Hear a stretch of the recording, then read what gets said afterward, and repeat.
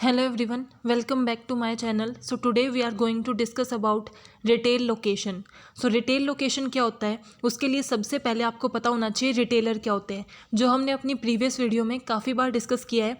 सो retailer क्या होते हैं, जिनसे कस्टमर डायरेक्टली परचेज़ करते हैं, वो हमारे क्या हैं रिटेलर. जैसे आप मार्केट में जाते हो और जितने भी मार्केट में शॉप्स होती हैं, शोरूम्स होते हैं, जिनसे आप गुड्स या सर्विसेज परचेज़ करते हो, तो वो क्या है रिटेलर. और रिटेलर अपने स्टोर की लोकेशन कहाँ रखेंगे, उस डिसीजन को ही हम बोलते हैं रिटेल स्टोर डिसीजन. और ये हमारा one of the most important decision होता है. ये क्यों? बिकॉज आपको क्या प्रोडक्ट बेचना है, आपको किस एरिया में करना है, या फिर आपको उस प्रोडक्ट की कितनी क्वांटिटी रखनी है, वो सब आप बाद में चेंज कर सकते हो. अगर आपको ये लगता है कि करंटली आप जो प्रोडक्ट रख रहे हो वो उतना काम नहीं कर रहा, तो आप चेंज कर सकते हो, स्टॉक में चेंज कर सकते हो. बट एक बार आपने लोकेशन चुन ली, वहाँ पे अपनी स्टोर इस्टेब्लिश कर लिया, अपनी दुकान बना ली, उसके बाद उसे चेंज करना काफ़ी कॉस्टली और डिफ़िकल्ट हो जाता है. इसीलिए one of the most important decision या सिग्निफिकेंट डिसीजन क्या होता है कि सबसे पहले अपनी रिटेल लोकेशन को देखना, अपने स्टोर की लोकेशन को चेक करना कि वो आप कहाँ इस्टेब्लिश करना चाहते हो. तो आपकी स्टोर की लोकेशन को डिज़ाइन करने के लिए कि आपकी लोकेशन कहाँ होनी चाहिए, आपको रिटेल स्ट्रैटेजी को फॉलो करना चाहिए कि लोकेशन के साथ आपकी कैसी स्ट्रैटेजी होगी. तो बेसिकली वो 3 फैक्टर्स को स्टडी करती है कि आपके कंज्यूमर्स का शॉपिंग बिहेवियर क्या होगा, यूनिकनेस क्या है आपके प्रोडक्ट की, एज वेल एज जिस मार्केट को आप सर्व करोगे उसकी डेंसिटी क्या है. सो सबसे पहले हम डिस्कस करते हैं shopping behaviour of consumer in target market, कि आप कौन सी लोकेशन यूज़ करोगे according to the retail strategy. तो उसके अंदर सबसे पहले आपको देखना है कि शॉपिंग बिहेवियर क्या है आपके कंज्यूमर्स का. जैसे आप क्लोथ्स बनाते हो और वो आप मैन वुमेन सबके लिए बनाते हो, बट बेसिकली आप सिर्फ क्लोथ ही सेल कर रहे हो ना, सिर्फ कपड़े ही बेच रहे हो, तो आप अपने उसको डिफाइन कर देते हो कि आपका टारगेट मार्केट क्या है. फॉर एग्जाम्पल, अगर आप हरियाणा में स्टोर खोलना चाहते हो और आप फरीदाबाद में खोलने जा रहे हो, तो फरीदाबाद की पॉपुलेशन आपकी क्या हो जाएगी, टारगेट मार्केट हो जाएगी, जो लोग आपसे कपड़े खरीद सकते हैं. सो उन लोगों का शॉपिंग बिहेवियर क्या है, ये बहुत इंपॉर्टेंट होता है ये देखने के लिए कि आपको स्टोर की लोकेशन कहाँ रखनी है. सबसे पहला शॉपिंग बिहेवियर क्या हो सकता है कि वो कन्वीनियंस शॉपिंग करते हैं. कन्वीनियंस शॉपिंग किस लिए की जाती है? यूजुअली कन्वीनियंट गुड के लिए ही की जाती है. ऐसे गुड्स एंड सर्विसेज जिनको परचेज करने से पहले, जिन्हें खरीदने से पहले हम ज़्यादा सोचते नहीं हैं, ज़्यादा उनके बारे में इंफॉर्मेशन नहीं कलेक्ट करते, उनको हम बोलते हैं कन्वीनियंट गुड्स. जैसे कि अगर आपको ब्रेड लेनी है, बिस्किट लेना है, बटर लेना है, तो इसके बारे में आप ज़्यादा ये नहीं सोचते कि इस ब्रांड का उसके साथ कंपेयर करूँ. जो छोटी मोटी चीज़ें होती हैं, स्पेशली जो ग्रोसरी से रिलेटेड चीज़ें होती हैं, उनको आप क्या होते हो, जो आपके एरिया के मीन्स जहाँ आप रहते हो उसके सबसे पास जो स्टोर होगा ना, वहाँ से जाके आप खरीद लोगे. तो इसका मतलब आप किस चीज़ को देख रहे हो, अपनी कन्वीनियंस को देख रहे हो.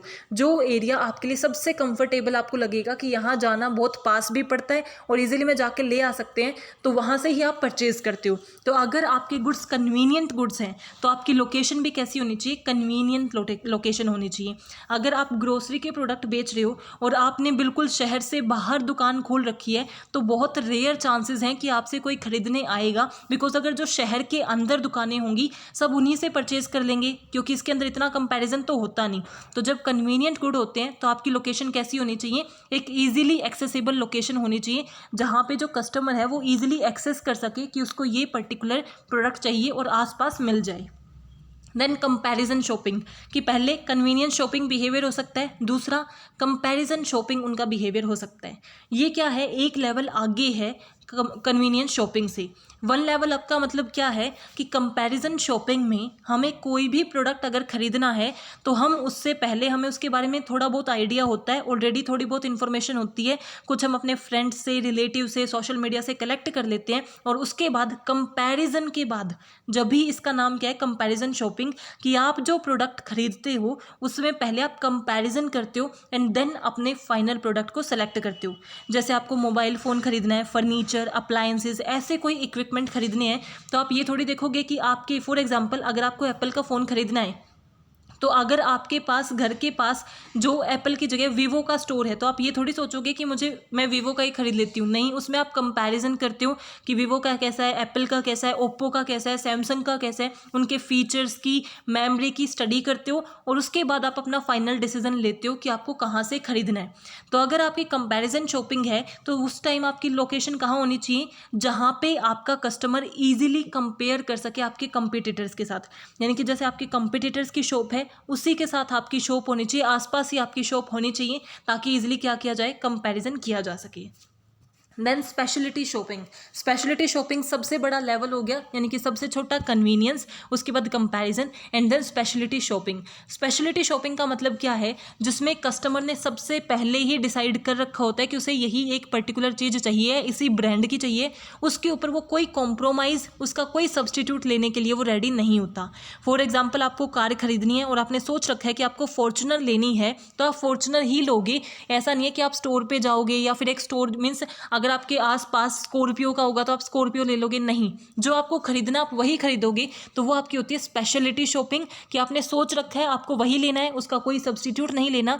इस टाइम पे अगर आपके कस्टमर स्पेशलिटी शॉपिंग करते हैं तो वहाँ पे आपका प्लेस कैसा भी हो सकता है, मीन्स एक यूनिक आइडेंटिटी, एक डेस्टिनेशन स्टोर होना चाहिए। जरूरी नहीं है कि वो उनके घर के पास हो, बस ऐसा होना चाहिए जो अपनी स्पेशलिटी को दिखा रहा हो, शो कर रहा हो।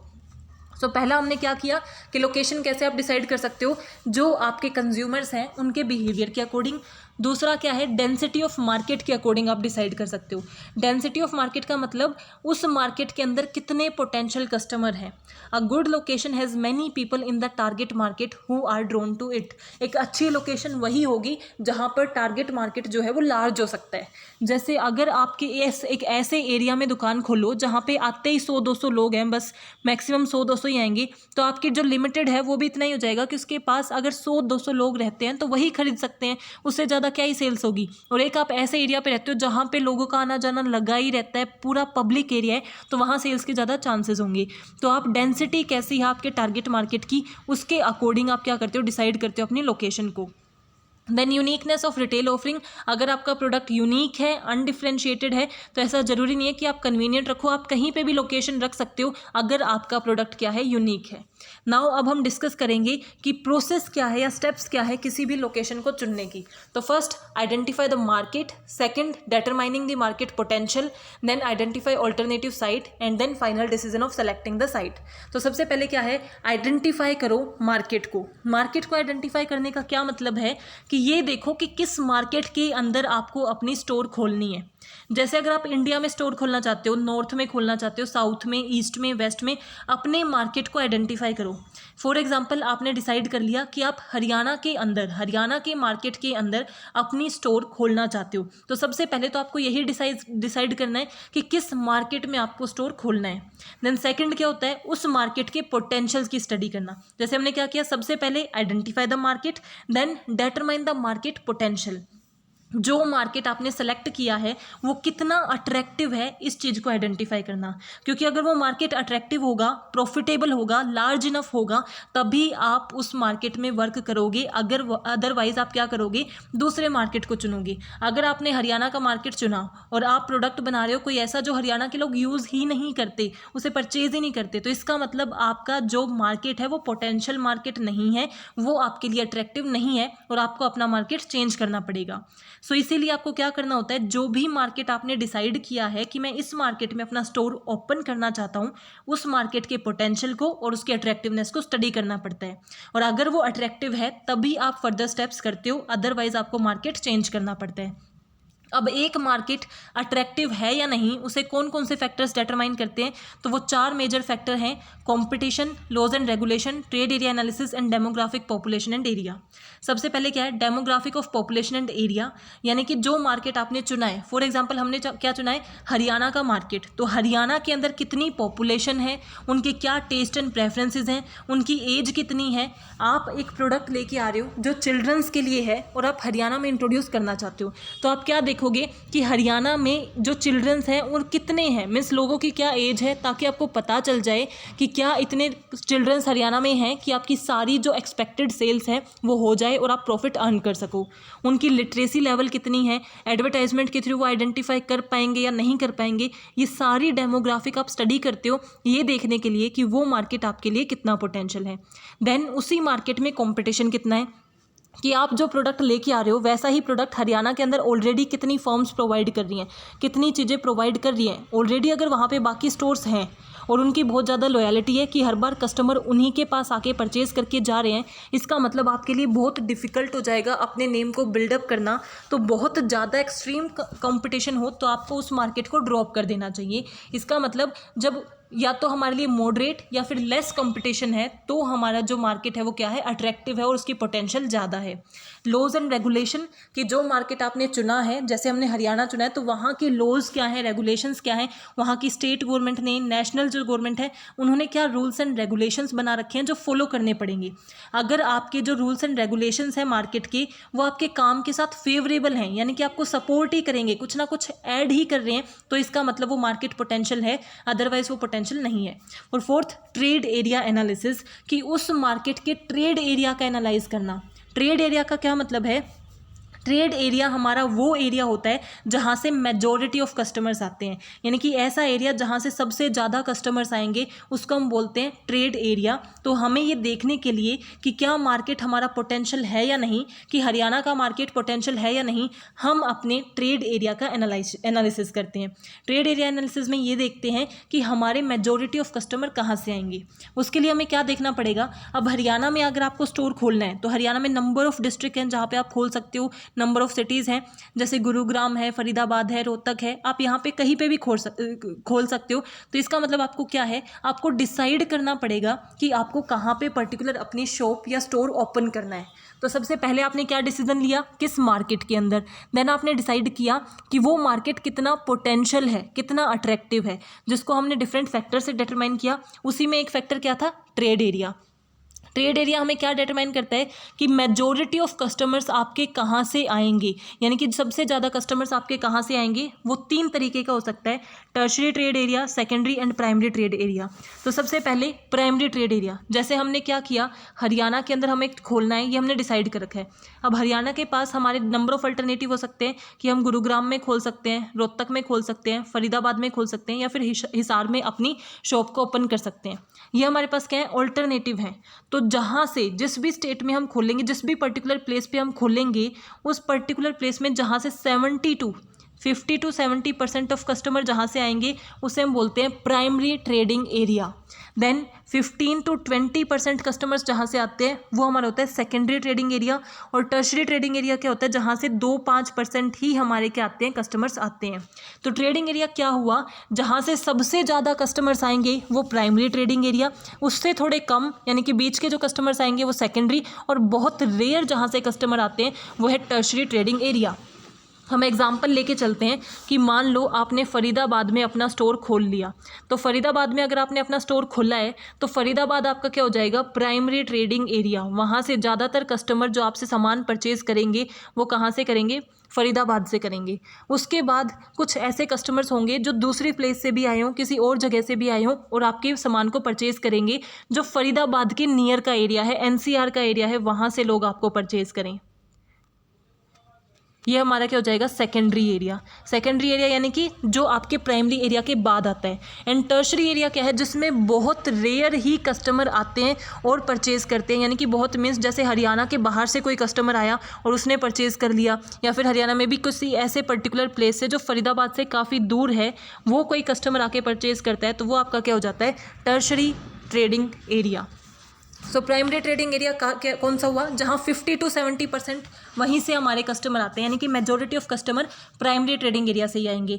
देन 20 to 30% कस्टमर्स आपके सेकेंडरी ट्रेडिंग एरिया से आते हैं, और बहुत रेयर मीन्स कभी कभी जो कस्टमर आते हैं वो वाइडली यानी कि आपकी लोकेशन से काफ़ी दूर की लोकेशन से जो आते हैं उनको हम बोलते हैं tertiary trading area. Now 3 factor to consider. अब हमने क्या हुआ, ये हमारा 3rd स्टेप स्टार्ट हो गया। तो फर्स्ट स्टेप हमारा क्या है, सबसे पहला स्टेप हमारा था कि हम क्या करते हैं, मार्केट को आइडेंटिफाई करते हैं। जो हमने क्या किया कि हरियाणा हमारा मार्केट है जिसके अंदर हमें क्या करना है, ओपन करना है। देन सेकंड हमारा स्टेप क्या हुआ, उस मार्केट के पोटेंशियल को आइडेंटिफाई करना कि ये जो मार्केट है हरियाणा का ये कितना अट्रैक्टिव है। अगर वो अट्रैक्टिव नहीं होता है तो हम मार्केट चेंज कर लेते हैं, बट अगर वो अट्रैक्टिव है तो हम फर्दर स्टेप में बढ़ जाते हैं। तो सबसे पहले हमने क्या किया, मार्केट को देखा, फिर उसकी अट्रैक्टिवनेस को देखा। वो कैसे पता चला कि उसका ट्रेडिंग एरिया कितना है, लॉज एंड रेगुलेशंस क्या है, डेमोग्राफिक क्या है और कंपटीशन क्या है। अब हमें क्या करना होता है, इवेल्युएशन ऑफ ऑल्टरनेटिव्स, कि हमारे पास जो ऑल्टरनेटिव्स हैं उन्हें इवेल्युएट करो। आपका मार्केट एरिया है हरियाणा, अब हरियाणा के अंदर आप गुरुग्राम में भी ओपन कर सकते हो, फरीदाबाद में भी कर सकते हो, रोहतक में भी कर सकते हो, हिसार में भी कर सकते हो, और नंबर ऑफ लोकेशंस हैं जहां आप ओपन कर सकते हो। बट मेजर अल्टरनेटिव मान लो आपने ये 4 मान लिए, तो इन 4 लोकेशंस में से आप कहाँ अपना स्टोर ओपन करोगे, ये डिसीजन आप कैसे लोगे, जब आप इन ऑल्टरनेटिव्स को क्या करोगे, स्टडी करोगे। ऑल्टरनेटिव्स का मतलब क्या होता है, जो ऑप्शंस आपके पास अवेलेबल हैं, चॉइसेस आपके पास अवेलेबल हैं। तो ये 4 चॉइसेस आपके पास अवेलेबल हैं जहां पे आप ओपन कर सकते हो। तो इनमें से कौन सी एरिया पे आप ओपन करोगे, उसके लिए आपको क्या करना है, उस साइट की, यानी कि जैसे गुरुग्राम है या फिर हिसार था, तो इनकी कैरेक्टरिस्टिक्स को स्टडी करोगे, वहां कितनी कॉस्ट आएगी, इन चीज़ों को स्टडी करोगे और उसके बाद लोकेशन को सेलेक्ट करोगे। तो साइट कैरेक्टरिस्टिक्स में हम किस चीज़ को स्टडी करते हैं कि जो भी हमारी पर्टिकुलर साइट है, जैसे रोहतक है, गुरुग्राम है, फरीदाबाद एंड हिसार है, तो इन सब में एक एक करके देखेंगे कि हिसार में कॉस्ट कितनी आएगी, देन फरीदाबाद में कितनी कॉस्ट आएगी, गुरुग्राम में कितनी कॉस्ट आएगी और रोहतक में कितनी कॉस्ट आएगी। इसका मतलब आप ये देखोगे कि आपकी कॉस्ट कितनी आ रही है। रेंट पे अगर आप ले रहे हो तो आपको कितना रेंट देना पड़ रहा है, एडवर्टाइजमेंट में कितने पैसे लगेंगे, प्रमोशन में कितने लगेंगे, वहाँ के टैक्सेस कितने पे करने पड़ रहे हैं। तो ओवरऑल कॉस्ट आप देख लेते हो हर लोकेशन की। देन जो जिस लोकेशन की कॉस्ट, मान लो हिसार की सबसे कम कॉस्ट आ रही है, तो उसे आप अलग से निकाल लेते हो कि ये अभी हमारे लिए बेटर चल रही है, कि यहाँ हमारे पैसे कम लगेंगे। देन उस लोकेशन की आप कैरेक्टरिस्टिक्स देखते हो कि बाकी जो लोकेशंस हैं, अब हमारी सारी लोकेशंस की हम क्या देखेंगे, कैरेक्टरिस्टिक्स देखेंगे। जैसे पहले हमने क्या किया था, सारी लोकेशंस की कॉस्ट देखी थी, उसी तरीके से अब क्या करेंगे, सारी लोकेशंस की कैरेक्टरिस्टिक्स को स्टडी करेंगे कि कौन सी लोकेशन पे कितना पार्किंग स्पेस है, वहाँ कैसे कस्टमर्स होंगे, कैसे कंपटीटर्स होंगे, विजिबिलिटी होगी या नहीं, मतलब हमारी लोकेशन पे जहाँ हम अपनी शॉप खोलेंगे वो लोगों को साफ साफ दिखाई देगी या फिर इतने अंदर की साइड है कि दिखाई ही नहीं देगी, उसका साइज एंड शेप कैसा है, वो सब कंसिडर करेंगे। और देखेंगे कि लोकेशन की कैरेक्टरिस्टिक्स के बेस पे कौन बेस्ट है। मान लो कॉस्ट के अकॉर्डिंग हमारा हिसार फर्स्ट पे था और फरीदाबाद सेकंड पे था, लोकेशन के बेस पे क्या हो गया, गुरुग्राम फर्स्ट पे और हिसार सेकंड पे है। फिर हम उसका क्या स्टडी करते हैं, ट्रैफिक फ्लो। ट्रैफिक फ्लो का मतलब क्या है कि कितने वहाँ पे लोग आते जाते रहते हैं, व्हीकुलर ट्रैफिक वहाँ कितना रहता है, पैदल लोग कितने आते हैं, स्ट्रीट पे कितना, मीन्स या तो खाली सड़कें पड़ी रहती हैं तो ऑब्वियसली सेल्स कैसे होगी, एक सड़कें भरी रहती हैं तो ऑब्वियसली सेल्स के चांसेस बढ़ जाते हैं, ट्रांसपोर्ट ईजिली अवेलेबल है या नहीं, उसके आसपास हाईवे है या नहीं, इसके बेस पे देखते हो जितना ज़्यादा ट्रैफिक फ्लो होता है उतनी ही ज़्यादा बेटर लोकेशन होती है। तो मान लो ये चारों चीज़ें स्टडी की तो सबसे बेटर हमारा ट्रैफिक फ्लो पे आया गुरुग्राम, उसके बाद हमने किया हिसार। तो इसका मतलब एक कॉमन चीज़ क्या है कि हिसार इसमें फर्स्ट है, इसमें सेकंड है और इसमें भी सेकंड है, तो एक ऐसी लोकेशन है जो ज़्यादा बेटर है तीनों एस्पेक्ट पे, तो उस लोकेशन को हम क्या कर लेते हैं, चुन लेते हैं। नाउ और कौन कौन से फैक्टर्स हैं जो डिटरमाइन करते हैं कि हमें कौन सी पर्टिकुलर लोकेशन चुननी है। उसमें हमारे फैक्टर्स आते हैं कि जैसे हमारा जो वहाँ पे वेहिकुलर ट्रैफिक कितना है, जो हमने अभी देखा, एक्सेसिबिलिटी टू द मार्केट, कि वो लोकेशन मार्केट के कितना पास है, जितनी ज़्यादा पास होगी उतनी ज़्यादा अच्छी लोकेशन होगी। वहाँ पे नंबर ऑफ स्टोर कितने हैं, कंपटीशन कितना है, अगर वहाँ कंपटीशन कम है तो आपके लिए वो ज़्यादा एरिया बेटर हो सकता है क्योंकि आप ज़्यादा बेटर तरीके से यूटिलाइज़ कर सकते हो। Amenities, water facility, power facility वहाँ अवेलेबल है या नहीं, वहाँ पर कॉस्ट कितनी आती है, प्रोडक्ट मिक्स कैसा है, यानी कि आपकी जिस ओवरऑल जो आपकी लोकेशन है ना उसके आप सारे एस्पेक्ट स्टडी कर लेते हो, ये देखने के लिए कि आपको कौन सी लोकेशन पे वर्क करना है। फाइनली आप डिसाइड कर लेते हो इन फैक्टर्स के बाद कि ये पर्टिकुलर लोकेशन है जो हमारी बेस्ट लोकेशन है, और उसके बेस पे आप क्या करते हो, फाइनल सिलेक्शन कर लेते हो कि मान लो आपने हिसार चुन ली, सारी चीज़ों के बेस पे हिसार आपकी ऐसी थी जो सबसे ज़्यादा इंपॉर्टेंस आपको प्रोवाइड कर रही थी, या फिर आपने देखा या फिर गुरुग्राम ऐसी थी जो आपको प्रोवाइड करी थी, तो आप उसमें से किसी भी एक पर्टिकुलर को चुन सकते हो जो आपको बेस्ट रिजल्ट प्रोवाइड कर रही है। तो ये हमारा क्या था, प्रोसेस था कैसे हम लोकेशन चुनते हैं। तो लोकेशन कैसे चुनते हैं, सबसे पहले हम आइडेंटिफाई करते हैं मार्केट को, फिर उसके अट्रैक्टिवनेस की स्टडी करते हैं, उसके बाद हम क्या स्टडी करते हैं कि जो हमने अट्रैक्टिवनेस देखी कितनी हमारे पास ऑल्टरनेटिव्स अवेलेबल्स हैं, उनका इवैल्यूएशन करते हैं, जो बेस्ट ऑल्टरनेटिव होता है उसे एज अ लोकेशन सेलेक्ट कर लेते हैं। So I hope you are clear with this topic. If you have any doubt please mention in comment section. Thank you, keep supporting, don't forget to like, subscribe and share my channel.